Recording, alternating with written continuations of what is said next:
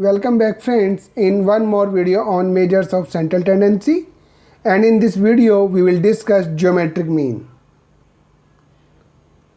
I hope all of you have already watched my previous two videos on introduction of measures of central tendency as well as arithmetic mean, because these two videos are essential to understand the concept of geometric mean. But before we start our lecture, we must know, when we have already well-defined arithmetic mean, why there is a need of a altogether new geometric mean. To understand that concept, let's take an example. This is the population and we want to calculate the central or average value of their body weight.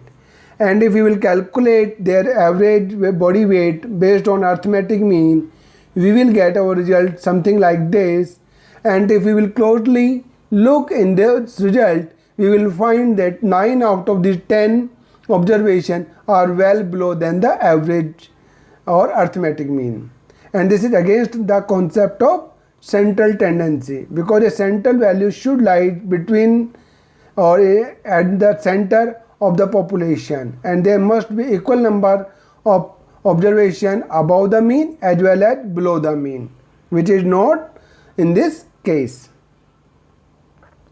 Similarly, in this example where you can see the monthly salary of 10 employees of a company and arithmetic mean of their monthly salary is 20,000 per month.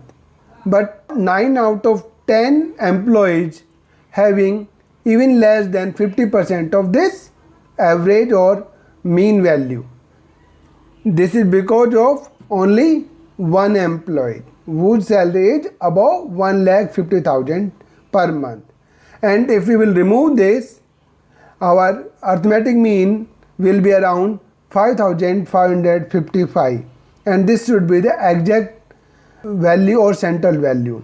But this will be against the concept of central value, because the prerequisite says that each and every value should contribute to calculate the average value. Not only these two examples, you will not believe that daily increase of 1,000 is sometimes much more than 25,000. Let's understand this with this example. This is the COVID-19 India.org website data of 10 July, and this is showing the confirmed corona case in India on the eve of 10 July. And if you will look closely, you will find during the month of February, March and April, there is a negligible growth in corona cases, whereas the actual growth or actual peak of corona cases was during the month of May and June. But national level lockdown was during somewhere here. Why it is so? And you will not believe this graph is also based on the same data. And it is showing altogether a different story, where you will find that during the month of May and June, this curve starts flattening, and the actual growth was during the month of March and April. That's why there was a need of national lockdown. How it is possible? You may start thinking that these two graphs are from different data. Actually, this is the magic of logarithmics, and which is also the basis of geometric mean.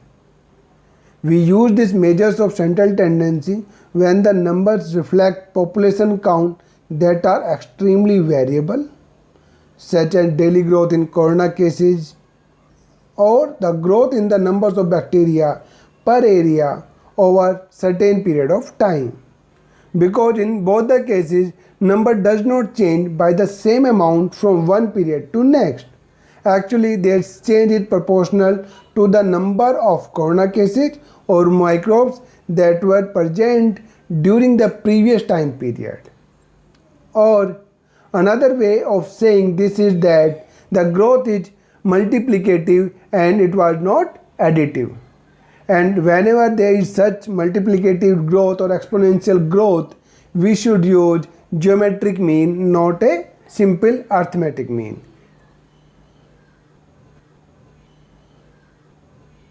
Definition of geometric mean. The geometric mean is the average growth of an investment computed by multiplying an variable and then taking the nth root. Or you can say geometric mean of 3 numbers will be the third root of the product of those 3 numbers, or geometric mean of 5 numbers is the fifth root of the product, and so on. That's why we can simply show geometric mean at the nth root of x1 into x2 into x3 up to xn, where n is the total number of observations. Let's take some example to understand it. Example 5 says that calculate the geometric mean of 4 and 9.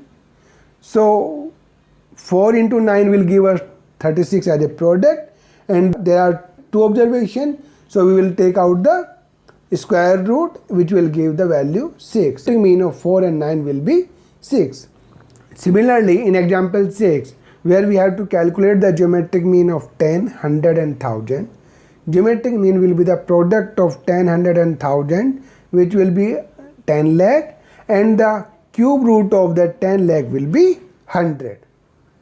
Let's take one more example like 6, 9, 12, 16 and 24. The product of these 5 observations will be 2,48,832, and the fifth root of this value will be 12. And now take one more example where we have to calculate the geometric mean of 2, 3, 5, 5 and 6. And the product of the 5 observations will be 900. But how to calculate the fifth root of this product? There are many ways to get to know this value, such as you can calculate it through internet, or by using various software in computer, or a scientific calculator can help you out, or nowadays the calculator of your smartphone can also find it out. And there is also a traditional method which is known as logarithms. As we just get to know that it is very difficult to calculate the geometric mean if the numbers are more or nth root of the product is not a complete number, we can also calculate geometric mean with the help of log tables. Or in other words, we can say geometric mean is the antilog of the arithmetic mean of the logs of the value of variables. These are the formula to calculate geometric mean. First we have to calculate the log geometric mean, and then the antilog of that log geometric mean will give us the final geometric mean. These are the properties of geometric mean. The geometric mean is always less than or sometimes equal to arithmetic mean. Product of observation will remain unchanged if each item in the series is replaced by the geometric mean. It is most appropriate for a series that exhibits serial correlation or number in the series are not independent of each other, or if the number tend to make large fluctuation, or you can say when growth or decrease is exponential. For volatile number, the geometric average provides a far more accurate measurement than the traditional arithmetic mean. Like any other statistical analysis, geometric mean also have its pros and cons. It is rigidly defined and its value is a precise figure. It is based upon all the observation, and further algebraic treatment can be applied on this value, such as combined or weighted geometric mean. And the most important, it is not significantly affected by fluctuation of sampling or by extreme values. Actually, it gives less weight to large values and more to small ones. It is suitable to average, ratios, rates and percentage, and it is suitable for measuring the relative change. These are the pros of geometric mean. Let's discuss few demerits of geometric mean. As we have already seen, it's not easy to understand and calculate, and even a single value is 0. We cannot calculate the geometric mean, because in that case the entire product of all the observation will be 0. it became imaginary to calculate geometric mean if both positive and negative values are present in data set. It may not coincide with any of the observation. How to calculate a geometric mean? But before that, what if someone don't know this logarithmic operation? So don't worry dear friends, in the end of this video I will provide you the links where you can learn how to calculate log and anti-log value online or offline with the help of computer or your scientific calculator or by your mobile, or traditionally if you don't have any of these things, how you can calculate with the help of logs table. Let's calculate the geometric mean in a series of individual observations. Suppose this is the example where we have to calculate the geometric mean of 2, 3, 5, 5 and 6, which was very difficult earlier to calculate with traditional fifth root of the product of these 5 items. But if you will take the log value, the log 2 is 0.30103, log 3 value will be 0.477121 and so on, and the summation of log x is giving us value 2.954243. If we will put this value in geometric mean formula, we will get that the geometric mean is actually 3.898, or we can say the 3.898 is the geometric mean of 2, 3, 5, 5 and 6. Similarly, if we want to calculate the geometric mean of these branches on plant A to G, we get to know that the log value summation will be 7.435258 of these 7 observations. After putting this summation log x value in geometric mean formula, we get to know, or we can easily calculate that geometric mean of branches per plant in lentil is 11.539. Same way we can calculate the increase in the number of insects during a experiment. I request you to take a screenshot of each example so that you can take your time to understand the concept of this calculation.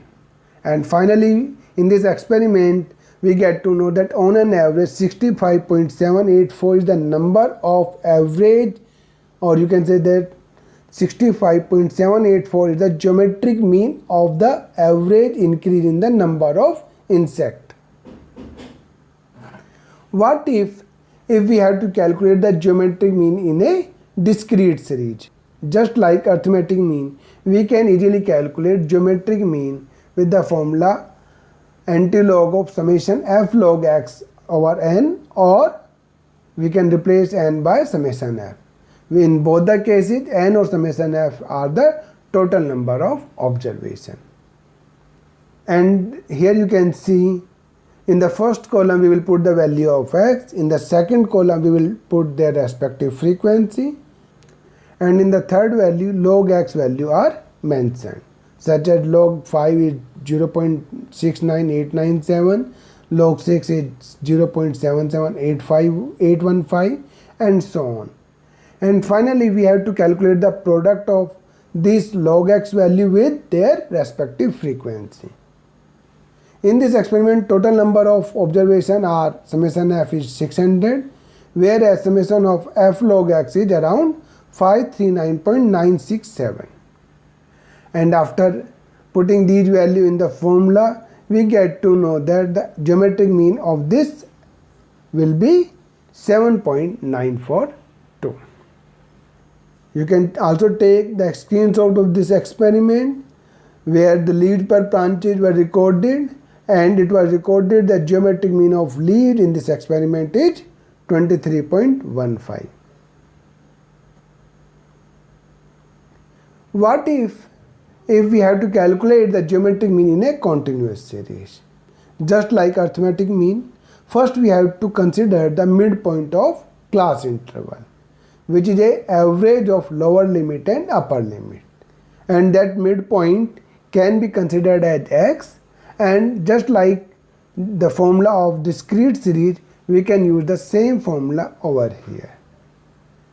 However, the method will be the same in both the inclusive as well as exclusive class interval.